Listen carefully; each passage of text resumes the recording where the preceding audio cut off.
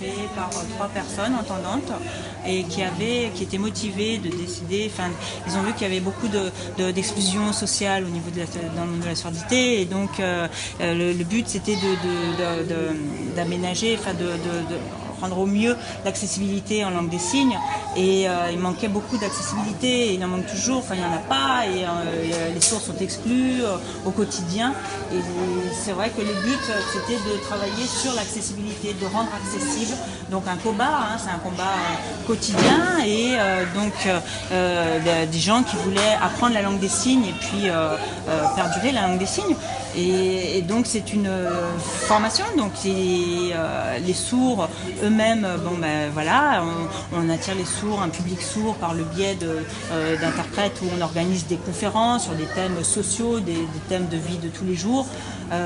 Aussi, voici Bébian, hein, que je suis fière de vous présenter, donc qui est originaire guadeloupéenne. C'est le premier précurseur, c'est un pédagogue donc français langue des signes, c'est un des premiers, lui qui a créé cette œuvre, cette pédagogie, et puis ce qui est dommage, c'est qu'elle n'a pas perduré.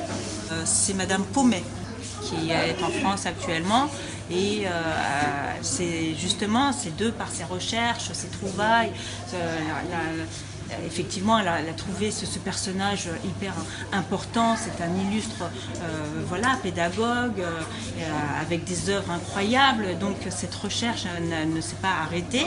Et en collaboration avec Monsieur Bertin, Fabrice Bertin, un grand historien qui lui-même a présenté ses œuvres et une thèse en histoire de l'association Bébian, enfin du personnage illustre qui a été récompensé. Mais c'est vrai qu'au départ, c'est Geneviève Paumet qui a qui a rendu hommage à ce personnage Auguste Bébian. Donc je travaille à Saint-Vincent en Pointe-à-Pitre, où effectivement je travaille avec des entendants. La communication au quotidien est difficile, mais ils comprennent ma surdité, ils comprennent mes difficultés, et on se comprend. Par la lecture labiale, on s'adapte aussi bien par le mime, par le biais de l'écrit ou de l'oralisation. J'ai pas trop de problèmes.